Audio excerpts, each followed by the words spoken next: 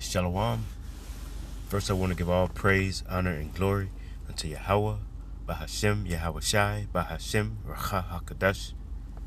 And double honor to the apostles, bishops, and elders of Great Millstone, from whom I learned this truth. And shalom to the 144,000 elect. I am Mayak Allah. And I'm not really sure what I'm going to call this, but this is a video that I want to show, and I'll be using this under the Fair Use Act of 1976.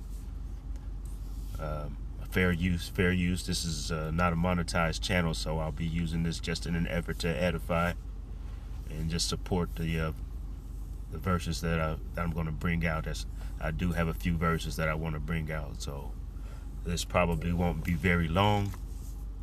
But this video that I'm going to bring is about, well, it's about 20 minutes, but I'm not going to play all of it. I'm going to kind of skip around on it, because this is about a Professor Yang who has made, about, I guess, over a year ago, made predictions about this war that's the United States and Israel are involved in with Iran. And I just kind of came across this video a few days ago about 5 things that he wanted to bring out since this war has gotten underway that we should probably do as soon as possible now that this war is underway, because according to his prediction, and we know that our Lord Yahweh Bahashem Yahweh Shai made predictions, prophesied about this well over 2,000 years ago. So he's not doing anything, that our Lord hasn't done. Who's to say he didn't go into the Bible and read about these prophecies and just bring this out and put his own little twist on it? But anyway, I found a few of his suggestions here kind of interesting, and I just wanted to go over them, bring out a few verses, and like I said, this probably won't be very long. That'll be the end of this.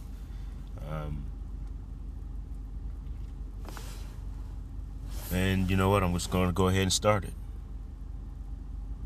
This video covers 5 specific things every American should be doing with their money right now because of what is unfolding in Iran and what it is already doing to gas prices, food costs, mortgage rates, and the stock market. Think about the last time the world changed overnight, and not in a small way, but in a way that reached your grocery bill, your gas pump, your mortgage, your retirement account, all of them shifting at once, and all of them shifting in the same direction. That is exactly where we are as of March 17th, 2026, 17 days into a war between the United States, Israel, and Iran. And the economic pressure is already landing on ordinary American families in ways most people have not connected to this conflict yet. Forget the politics for a moment, because this is not a political conversation. What this is an economics conversation, and the numbers are already moving. Goldman Sachs just raised recession odds to 25%. Gas prices jumped 48 cents in a single week. The Strait of Hormuz is closed, and food prices are expected to climb within 60 days. None of that is speculation anymore. Those figures are already on record. Wars don't stay over there. They show up at the checkout counter, at the pump, in your monthly mortgage statement. What follows is exactly how this one arrived in your wallet, and what 5 moves you can make right now to absorb the impact better than someone who waited. Context matters here, so let's run through the short version, because understanding the sequence of events is what makes the economic picture actually make sense.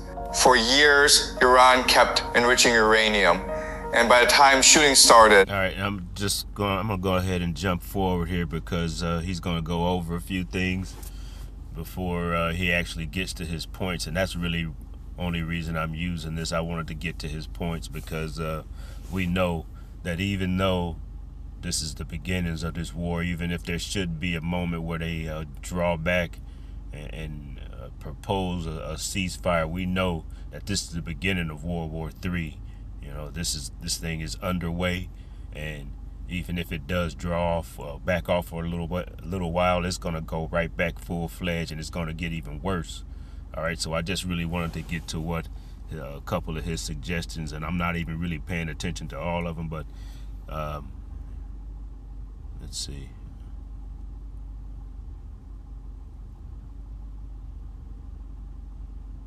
Maybe about right there.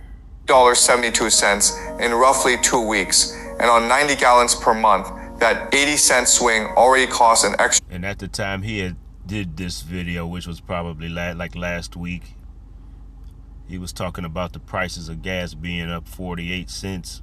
Well, it's up even more of that just in a couple of the few days that's passed. Today's the 23rd that I'm doing this video, so it's up more than 48 cents. And I've already seen the prices of groceries going up, so this thing has happened quickly.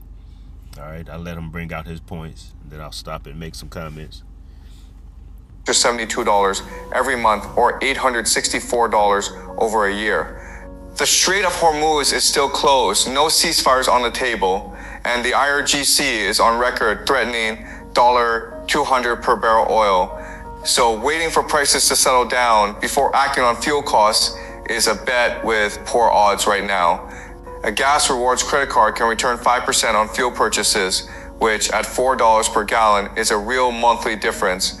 And a price track. All right, so he already went into his first point, was about getting bargains on gas, and which is not a bad idea if you got opportunity to drive around where you can. If you're not driving around with your tank on E already, you can shop a little bit and try to go around and find the cheapest gas station where you can get your gas. Or even his other suggestion was taking advantage of some of these gas cards, I guess, where they do gas, they save you money by the amount that you purchase, I guess. And if at all possible, if you can just drive a little bit less and do it while you're out, try to get all your errands in all at one time rather than starting and stopping so much. All right. An app like Gas Buddy can identify the cheapest stations in your area so that every fill-up reflects an actual decision rather than a convenience default. Reducing unnecessary driving, combining errands into single trips, adding a work-from-home day where the job allows compounds those savings further. And anyone who has been weighing a more fuel-efficient vehicle should factor in that economists across the board are describing this oil shock as lasting months, not days. Every gallon saved between now and resolution is money that stays in the household budget instead of going to a price spike driven by a war nobody voted for. Second thing, stock your pantry now. Before the 60-day food price spike hits. What if you could trade on this? This is Kalshi, a regulated exchange where you trade on real-world. Thing, stock your pantry now. Before the 60-day food price spike hits, RSM US, an economic analysis firm, estimates that food prices in America will start rising noticeably within 60 days. And all right, so he's talking about a 60-day window that we might have an opportunity. I mean, if you go to the store, you might just want to be buying a little bit extra. And nobody's saying you got to be some kind of super prepper trying to go into the store and buy up everything that's in there. But if you got a few dollars where you can buy just a little extra every time you go to the grocery store doing your regular shopping, it's not a bad idea to try to put a little bit more in than you would normally buy, on your regular grocery. I usually go to the grocery store maybe once a week and try to get everything that I need for the week. So maybe I'm gonna start trying to get a little bit extra when I make that trip. All right, but I'll let this continue. I mean, there's certain things that you want to get. You want to get some canned goods. Try to get those kind of things in where that you can stock and hold on to for a long time. If you get like rice, I don't really eat rice, but in this time that we coming into, we're gonna have to do some of those, eat some of those things that we probably have eliminated from our diet. I was kind of have eliminated a lot of starches from my diet, but it's just in an effort to stock up. I mean, I've kind of replaced rice with couscous, but I don't expect in the future to be able to buy that kind of thing because it costs a little bit more than rice. So You know, I might have to resort back to using rice and finding ways to get that starch and those things out of my body. But and if you do get rice and get these big bags of rice, you do got to store them properly. You know, you got to put them in a good container where you can seal it. All right, but I'll let him go ahead and continue. The mechanism behind that forecast is already in motion. Fresh foods feel the pressure first because, as one economist described it, food gets to the grocery store on diesel, whether it arrives on a truck or on a boat, and diesel is currently pushing toward $5 per gallon. Packaged foods carry more supply chain buffer, but they are headed the same direction, just on a slightly longer delay. Urea prices jumped 35% between February 28th and mid-March, climbing from $475 to $680 per metric ton, and that cost increase lands directly. I'm gonna stop it right there. He's got a couple more that he's gonna bring out, but I wanted to bring out a point too, bring out a verse here, because this is knowing what's happening and what's going on right now, and it's about being prudent, you know. And you know what? Before I go to my verse, I'll even you know what? I'll go ahead and go to my verse. Salakia.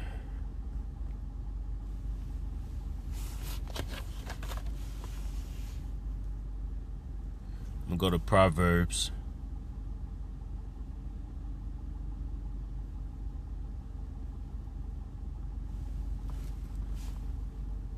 And I'm gonna go to chapter 27 and verse 12. And it reads, "A prudent man foreseeth the evil, and hideth himself, but the simple pass on and are punished." And I'm going to bring out the definition of this word prudent. And it's H6175. Saying, and under the biblical usage, it says being subtle, being shrewd, crafty, sly, or sensible. Under the Strong's definition, it says being crafty or prudent or subtle. So, seeing as that we're already seeing these prices creep up, it was a good idea to be a little bit more prudent, be more wise with the way you're spending your money. All right, and it just one thing you can do is kind of just cutting down on you know, so many things, like the foods that you might go out to a restaurant about, a number of times that you're going into a restaurant, and just try to make sure that you're making your meals at home a little bit more. I mean, I know it takes a little bit more time and preparation, but in an effort to be able to be prudent with your money, this is a good idea for you to try to cook your meals at home a little bit more. But I'm going to let this continue to play.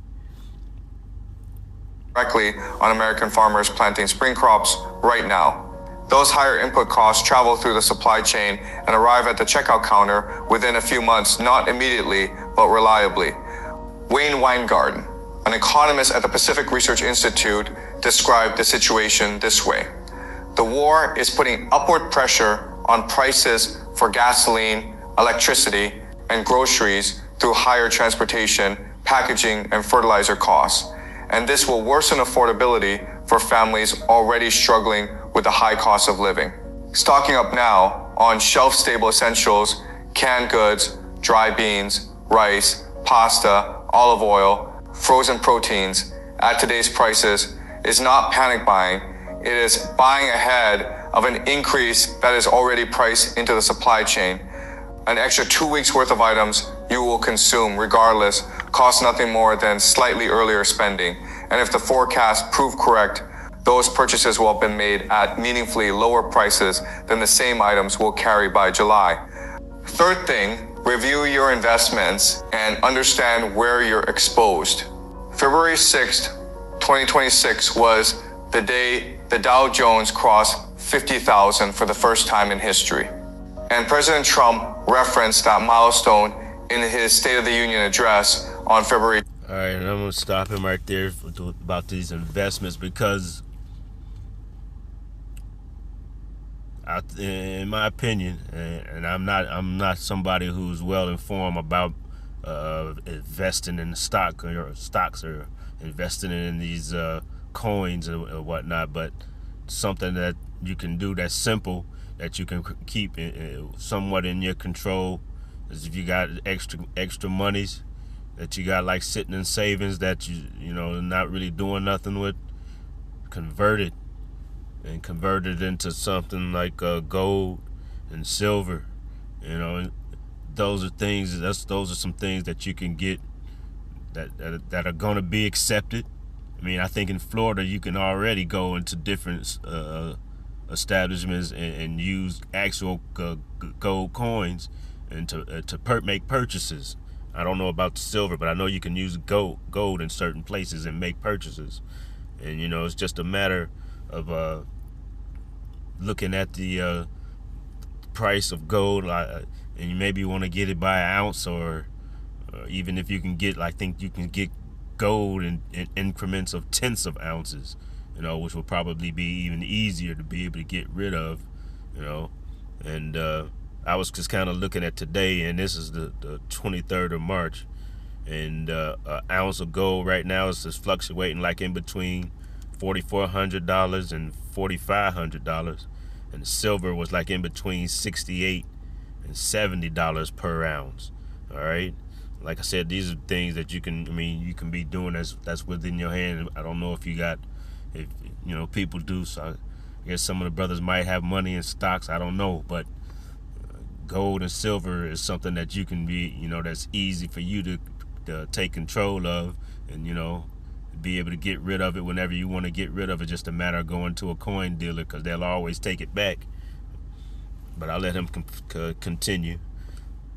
24th. By March 17th, the Dow sat around 46,560, and Goldman Sachs had assigned a 25% probability to a recession this year. Panic selling is not the move here, but leaving a portfolio unexamined while the environment shifts as fast is its own kind of risk.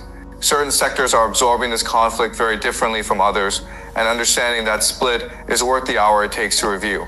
Energy stocks have moved upward as oil prices spike past $100 per barrel, while airlines, shipping companies, trucking operators, and consumer retail chains are getting squeezed by rising fuel costs on both ends of their business. Technology carries a more specific vulnerability here. Gulf states like Saudi Arabia, the UAE, and Kuwait have invested heavily in American tech companies, including Nvidia, Microsoft, Google, and Apple over the past decade. And if those economies get destabilized, that investment flow dries up, creating real headwinds for the valuations of those specific companies. Anyone within 5 to 10 years of retirement has a particularly good reason to sit down with a financial advisor right now, because Goldman's revised inflation forecast of 2.9 to 3.3% changes the math on how bonds and equities are likely to perform relative to each other over the next few years. And an allocation that made sense 6 months ago may need rebalancing. The key is doing that methodically rather than reactively.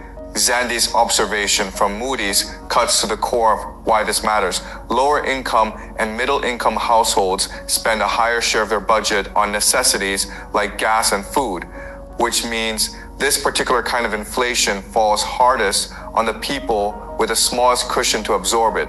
Building that cushion now, while there's still time to act ahead of the full price spiral, is the most direct thing anyone can do. Fourth thing, act on your mortgage rates just moved, and they're not done. On February 27th, one day before Operation Epic Fury began, the average 30-year mortgage rate sat at 5.99%. By March 12th, it had moved to 6.29%, a 30 basis point jump in 2 weeks, and the forces pushing it higher have not gone away. You know, and this thing about these rates, I mean, if you're able to do something about it and you can do something about it, do it. I mean, it's a great idea. I mean, but we know that this time we're at the beginning of Jacob's troubles right now, and things are going to get a whole lot worse here in the coming months. All right. So like I said, if you're able to do something about it, do it. But for the most part, we know that a lot of this stuff is going to come to a halt, especially when they make this MOTB mandatory.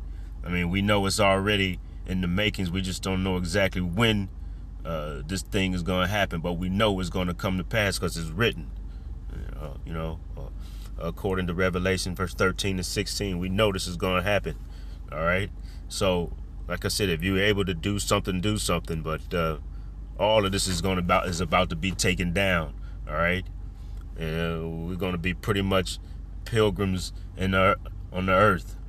Just like it mentions in what I think in Hebrews. Maybe I'll try to find that one, bring that out. But like I said, all of this is about to come down. So I'm going to read Ezekiel chapter 7 and verse 12. And I'm going to read this in the NLT. It says, yes, the time has come. The day is here. Buyers should not rejoice over bargains, nor sellers grieve over losses, for all of them will fall under my terrible anger. So Lord Yahweh Bahashim Yahushai is angry. And that's why we're seeing the beginnings of this of Jacob's trouble. We're seeing the beginnings of this World War III take place. All right, because like the verse just said, all of this stuff is going to come down. This kingdom is over. It is falling. All right, we're going to see these prices jump up and get outrageous. All right, as this kingdom gets ready to come to an end. All right, I'm going to see just about how much more he has on this. And then I have a couple more verses, and that'll be the end of this. And Salakia, I'm praying that my storage is, I got a message about my storage. So Salakia, if this thing cuts off, I'm going to just go do a part 2 and continue bringing it out. But this is, I'm almost done here. And I'll just let this play. Here is the chain that connects oil prices to your mortgage payment. Rising oil prices feed inflation expectations. Inflation expectations push bond yields upward, and bond yields are what mortgage rates actually track. Rachel Ziemba, a risk analyst, described the outcome directly. Inflation remaining stickier means it's harder for the Fed to cut interest rates, and mortgage rates and other long-term interest rates might be stuck at their current levels or go higher. Here's a quick hack on how to unsubscribe from all of your emails at once. It's called Unroll Me, and it allows you to see all at their current levels or go higher. Anyone carrying a variable rate mortgage. All right, I'm going to cut him short on that because he's going on. But his 5th point was about building up a cash cushion. So, meaning that if you're able to, in a position where you got some extra money and you can and store up and you can put aside maybe 2 or 3 months mortgage or whatever your case is, rent, and put it aside just in anticipation of something happens where you might be out of work or not even able to go to your place of business because it's being shut down for whatever reason. I mean, pretty much it takes petroleum, takes gas in order to move all the goods. So any number of things can happen where we might not even in the future might not even be able to get to work, or you might be in a position where your employer is shutting down his business for whatever reason. But what he was suggesting was about putting some money, having a little cushion so that you have something for the coming months in case you find yourself where your cash flow gets cut off.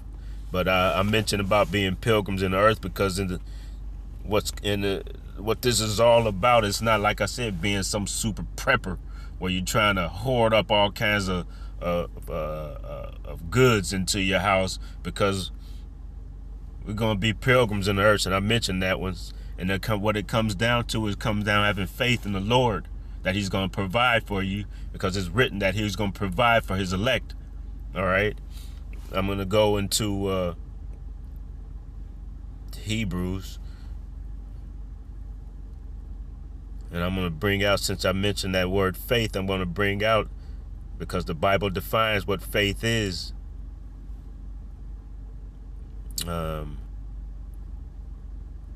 Salakia.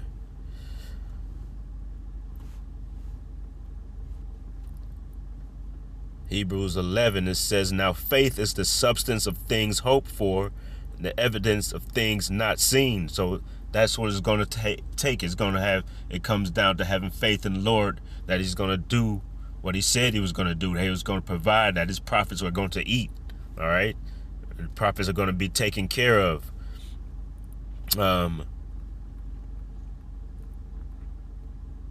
Let's see here while I'm here. It says,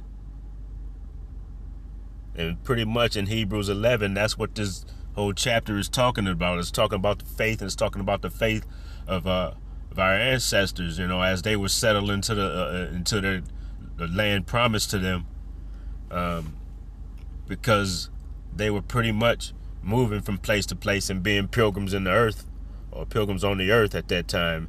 This is Hebrews 11, chapter verse 13.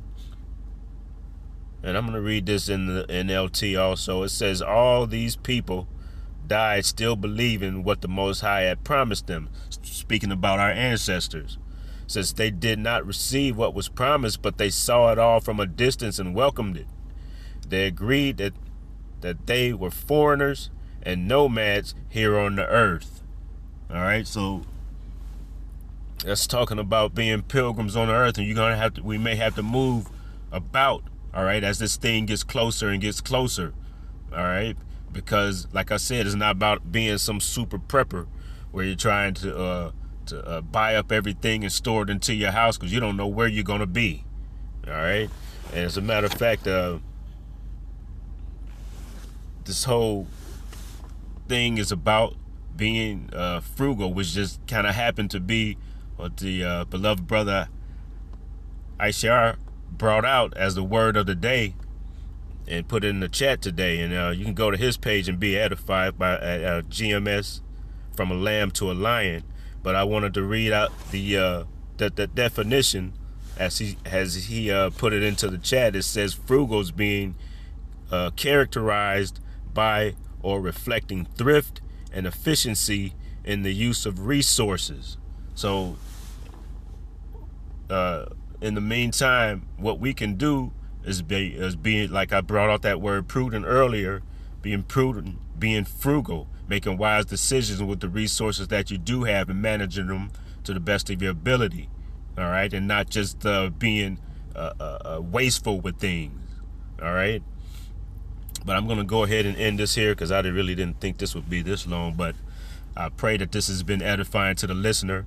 I want to give all praise, honor, and glory to Yahweh, Bahashem, Yahweh Shai, Bahashem, Racha HaKadosh.